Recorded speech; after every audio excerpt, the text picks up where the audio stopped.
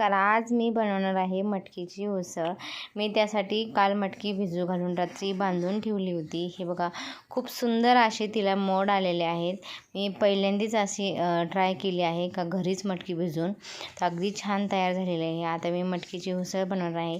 माझ्या पद्धतीची बनवत आहे. ही मटकी मी स्वच्छ धुवून घेतली. त्यासाठी कांदा, टोमॅटो, अद्रक, लसूण, कोथिंबीर हे चिरून घेतलं आणि थोडंसं टोमॅटो आणि अद्रक लसूणची पेस्ट करून घेतली. तसेच कढईमध्ये तेल टाकून जिरे, मोहरी, कांदा टाकून परतून घेतला. कांदा अगदी छान परतून घ्यायचा, गोल्डन होऊन द्यायचा थोडासा. आणि त्यानंतर टोमॅटोची पेस्ट टाकली आणि नंतर टोमॅटो टाकले. हेही छान परतून द्यायचं, अगदी टोमॅटोचा गाळ झाला पाहिजे असं परतून द्यायचं.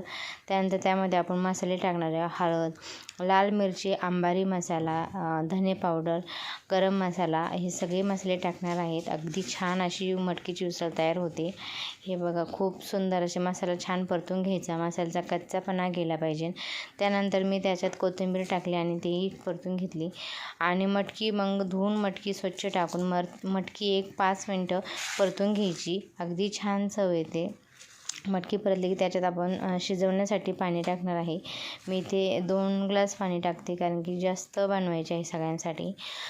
इथे चवीपुरतं मीठ टाकायचे आणि वरून कोथिंबीर टाकून झाकण ठेवून शिजवायला ठेवायची. 10-15 मिनटं शिजवून द्यायची. अगदी छान अशी मटकीची भाजी तयार होते.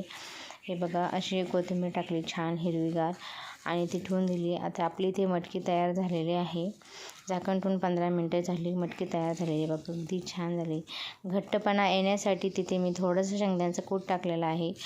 अगदी छान लागते आणि हे आपलं ताट देखील तयार झालं आहे. चला, आवडल्यास तुम्ही आपल्या चॅनलला सबस्क्राईब करा, लाईक करा, शेअर करा.